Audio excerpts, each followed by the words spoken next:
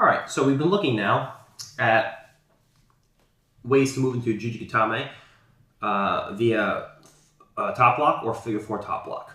Now, the second way that we can move into Juji Gatame, it's based more on speed and surprise than it is than with wedges around my partner's shoulders. The figure 4 top, or the initial top lock, is the most effective way to move into a Juji from bottom closed guard. But there's a second way, which is not as effective in tight, but it is a relatively high percentage at the highest levels. And that's by just simply grabbing a wrist and throwing myself into position. Now, there's a certain way that we have to do this. If I just simply grab my partner's wrist and naively try to throw my legs up, the chances of this ever landing are 0.0% on anybody good. Okay? So what I'm going to look to do is my partner has 2 hands on my stomach like so. We're going to come in and we grab either with our thumb, we physically grab our partner's wrist, or we can go in with no thumb, we can go wrist to wrist. All are pretty decent. I typically like to grab with a thumb, so when my partner goes to peel grips off, it takes a longer time, and I can start looking to switch to 2-on-1s and knee pull across and misdirect to go to the opposite side. So we're going to have our first option is we come in and we grab at the wrist. Now we scoop inside of our partner's leg. Now we hit an initial knee pull, where I hit just a slight knee pull to get my partner's weight going up over to this side. What this does is it makes it hard for her to posture up and away. So when I'm going to throw my legs up, if she's balanced, she can easily just rip the elbow out, and now she's gone. So I do an initial knee pull here, where now, as I knee pull, directly after the knee pull, my leg fires over with the intent of getting my knee higher than my partner's ear. Here. Where now, we're in the same position we were before. Now we go through any one of the movements we did before. If my partner pulls out, we can go into triangles, we can go into the legs. If my partner stacks me, we can roll through. If my partner stands up, we can roll through. We have all of our options that we looked at previously from here. Okay, so we come in, my partner has 2 hands in, we just grab 1. Now we come in and we scoop. Now, the key is to get an initial kazushi, an initial off balance. If there's no off balance when I try to throw my legs up, the elbow will always come free. So as we knee pull, everything goes over the left shoulder, out in this direction, here. Okay. Now this isn't going to be enough to make your partner necessarily post her hand on the floor. Okay. If she goes to stay based out, I'm not going to fire my partner's arm across. Only if she's an idiot will this hand post out on the floor, and now they can come into all kinds of attacks. All right. But most people are going to be relatively balanced from here. But what I just need is just a slight off balance so she can't completely posture up. As I use the slight off balance, when she goes to completely posture up, it makes it difficult. Okay, again, not impossible, just like any of the other moves, but it makes it difficult. So we come in, we grab a wrist, and now we have a slight off balance. Once again, if I just go with no kazushi, it's not going to work. So we have a slight knee pull over the left shoulder. Now we move to a position where our lower back's off the floor.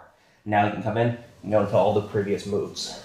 Okay, so this is more of a speed-based Juji as opposed to a Juji that requires wedges around my partner's shoulders, where we move from a top lock to a Juji. This is just a slight off balance with kazushi, a kazushi-based method, where you just have an initial off balance, throw the leg, and then you go into winning positions. We're looking at Armbars Juji Gatame from guard position.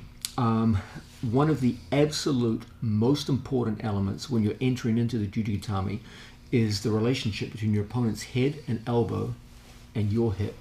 Okay, those 3 things, his head, his elbow, and your hip, will determine how successful you are at getting into Juji Gatame from bottom position.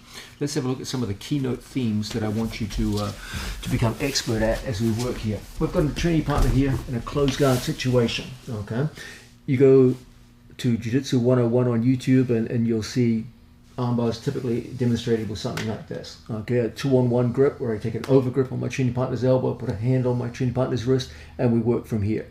Now in a beginner's class, this is just fine because your opponent doesn't know enough to escape.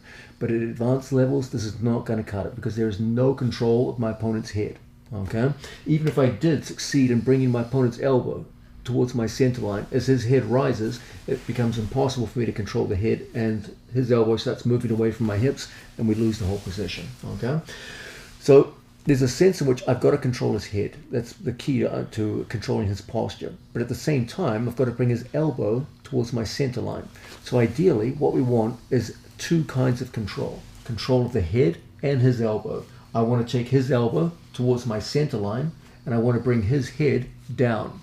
Ideally, I'm looking to put his head, his forehead in particular, directly over his elbow. That's the ideal. Okay, will you always be able to get that? No, but you want to get as close as you can. That's the ideal that you're striving for. Ultimately, what I want to do is I want to ensure at all times Placido's elbow goes inside my hip. That's the minimum requirement. Okay, so the best is when the elbow goes at least to my center line, and the very best is where it goes across the center line. That's almost guaranteed to score you armbars. But the minimum requirement is that his elbow must be inside my hip. Okay, if I cannot do that, then realistically you can't really expect to hit armbars on good people. If his elbows stay outside my hips, strong elbow, I can't turn and pivot and get the angle that I need to get into an armbar. So everything we need to do is bound up the idea of bringing the elbow towards the center line, and the minimum requirement, once again, to get the elbow inside my hip. At the same time, I've got to control his head, so he can't just posture up and away from me. And ideally, I would like to bring his head directly over his own elbow. That's going to make it very easy for me to throw up a top lock and bind my training partner into place. And now you can see the results of our work. I have put his elbow very obviously inside my hip. If he tried to take his elbow outside my hip, it would run directly into my inner leg and hamstring muscles, and it's not going to move. So it's locked in place now. I haven't just gotten the position, I'm now holding it courtesy of this top lock.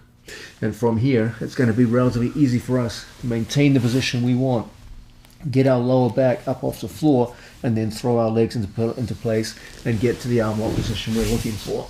So once again, our whole thing is to get away from traditional methods where we just use a 2-on-1 control on the arm and do nothing to control the head. It's not going to cut it at elite levels of competition. Okay, you can get that at beginner levels. It's tough to get that on the best people. So what we're typically looking to do is bring everything in towards the center line and then go in and control our training partner's head. Then we're going to get a small angle and we're going to throw our legs up into a top lock.